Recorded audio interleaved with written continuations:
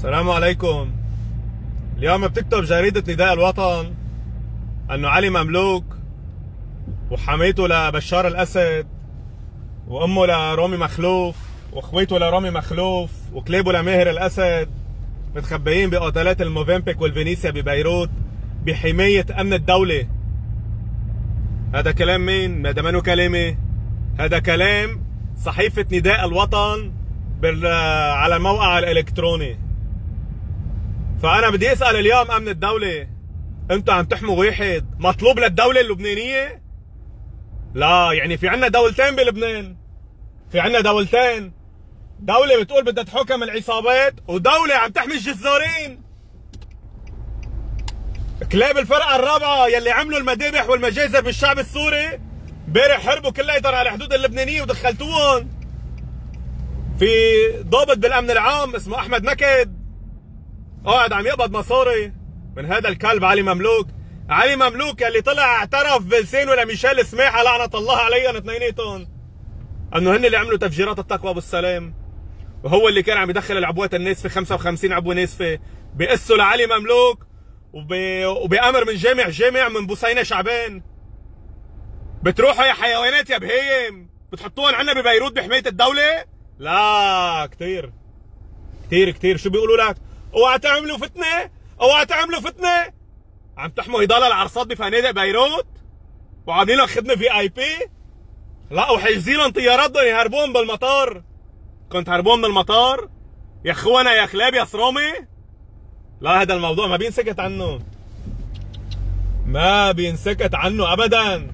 انا بدي اساله للواء عثمان، انت يا لواء عثمان عندك القوة الضاربة وعندك تبعول الامن العام وعندك تبعول شو اسمه المعلومات، وين هي القوة الضاربة تروح تداهم الفندق؟ هذا منو اخبار للنيابة العامة؟ ليه ما بتروحوا تداهموا الفنادق وتكمشوا لهالعرصات هدول اللي قتلوا لنا اهلنا؟ ولا انتم بس شاطرين تدعسوا علينا وتدعسونا بالسجون؟ هذا اللي شاطرين فيه، تروحوا تجلدوا شبابنا بسجن رومية، قبضايات بس علينا، بس على اخوات الشرموطة اللي قتلوا لنا اولادنا وقتلوا لنا نسواننا وقتلوا لنا اهلنا. هدول معلش، هدول معلش بتحموهم. قائد الجيش وين مخابرات الجيش؟ وين هن؟ شاطرين بس تشدوا شبابنا. هلا اخوات الشرموطة هدول شو عم يعملوا ببيروت؟ بحماية مين؟ بحماية حزب الله. والله لو بيصير راسا للسما اقسم بالله لو مين ما بده يحميهم يحميهم. اذا الدولة اللبنانية ما بتلقت على اخوات الشرموطة اقسم بالله لا بعت طرابلس كلها عليكم. اقسم بالله لنجر طرابلس كلها على بيروت.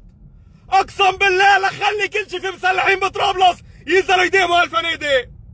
اليوم الدولة اللبنانية بتداهم هالفنادق، اليوم هلا اخوات الشرموطة ما مسموح يهربوا، ما مسموح حدا يهرب برقبته دم قتلنا اولادنا، ما مسموح حدا يهرب، ما مسموح حدا تحمي الدولة اللبنانية وفجر المساجد. انا بعيني شلت القتلة من مساجد التقوى بالسلام، انا بعيني شلتهم. هذا الاخ الشرموطة علي مملوك بحماية الدولة، بحمايتك يا طوني صليبة. اقسم بالله يا طوني صليبة اذا بيكون بحمايتك والله لا نخرب الدنيا، والله تخرب الدنيا في راس الدولة اللبنانية كلياتها يا اولاد الحرام. انتم بتقولوا عم نحرض على الدولة؟ يا اخوات الشرموطة شو عم يعملوا هدول عندكم بحمايتكم؟ يلعن ابو اكبر شوارب بالدولة اللبنانية اذا عم يتلقطوا هالعرصات هدول. واذا ما بيطلعوا ببيروت روحوا حاسبوا نداء الوطن. عرفتوا؟ انا ما خصني. هيدا نداء الوطن هو اللي عمل هيدا الاخبار للنيابة العامة وما حدا تحرك. اقسم بالله انا بعيني لميت العالم شاف من مسجد التقوى بالسلام. الله لا يسامح كل واحد بيسند مظلوم. والله اذا ما بيلقطوا لهدول العرصات لتلحقوا بشار الاسد على روسيا، ويمكن ما تلحقوا